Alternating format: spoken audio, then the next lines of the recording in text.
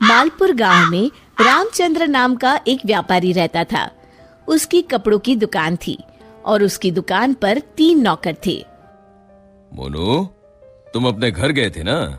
तुम्हारी बहन की शादी कैसी रही? बहुत अच्छे से हो गए मालिक। अगर आपने पैसों की मदद नहीं की होती तो पता नहीं क्या होता। ये तो सब ऊपर वाला करता है, मैं तो सिर्फ जरिया हूँ। रामचंद्र बहुत दयालु था और सबकी मदद किया करता था। मोनू भाई, सेठ जी कितने अच्छे हैं। मुझे भी माँ के इलाज के लिए कुछ पैसे चाहिए। मदद नहीं, बस एडवांस दिलवा दीजिए ना। अरे तुम खुद ही कह दो ना सेठ जी से, सेठ जी मना नहीं करेंगे। सबको इतनी आसानी से पैसे देते हैं? जरूर इस सेठ के पास बहुत ज्यादा पैसा है। अगर मैं कभी कुछ चुरा लूं तो इस सेठ को पता भी नहीं चलेगा और मैं माला माल हो जाऊंगा। एक दिन रामचंद्र जी को हाथ में चोट लग जाती है। उनका हाथ सूज जाता है तो वो अपनी हीरे की नई अंगूठी उतारकर दराज में रख देते हैं और भानु वो देख लेता है।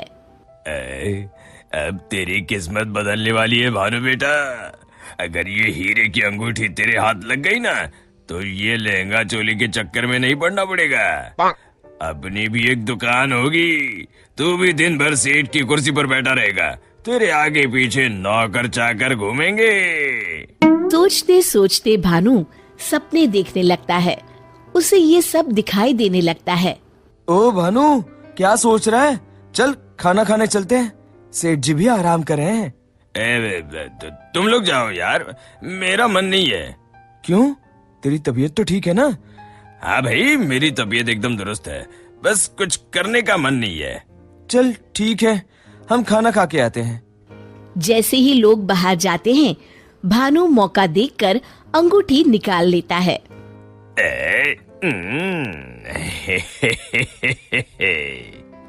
शाम के समय। आज का हिसाब खत्म करो बच्चों, अब दुकान बंद करने का समय हो गया है। जब वे दराज खोलते हैं, अरे ये क्या, मेरी अंगूठी कहाँ गई? मोनू, भानु, भोला, तुम लोगों ने मेरी हीरे की अंगूठी कहीं देखी है क्या?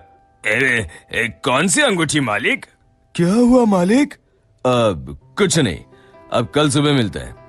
रामचंद्र रात भर सोचते रहते हैं।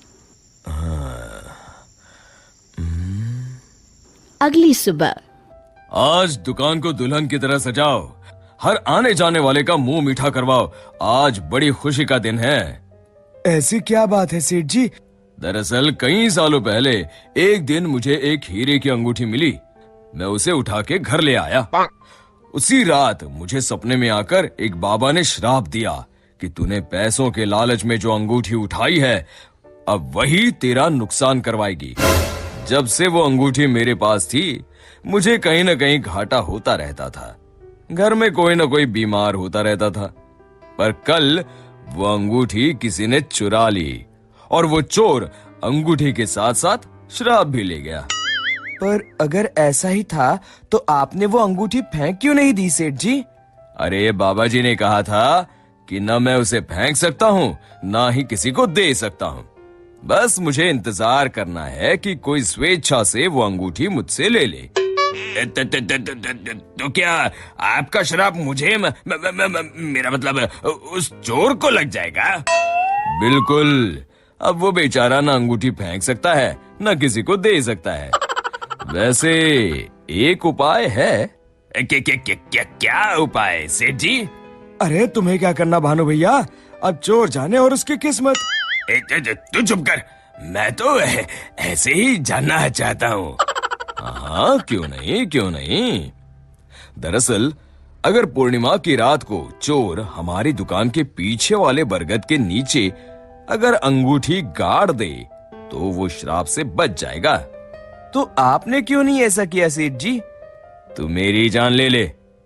अरे भाई, मुझे ये उपाय अभी पता चला। कल पूर्णिमा है, कल मैं उस अंगूठी को गाड़ने वाला ही था। लो कर लो बात, अब तो चोर गया काम से। भानु पसीना पसीना हो जाता है। रामचंद्र अगली रात बरगद के पीछे छुपकर बैठ जाते हैं। तभी उन्हें एक परछाई आती हुई दिखती है। जैसे ही वो परछाई पेड़ के नजदीक आकर गड्ढा खोदने लगती है, रामचंद्र जी सामने आ जाते हैं।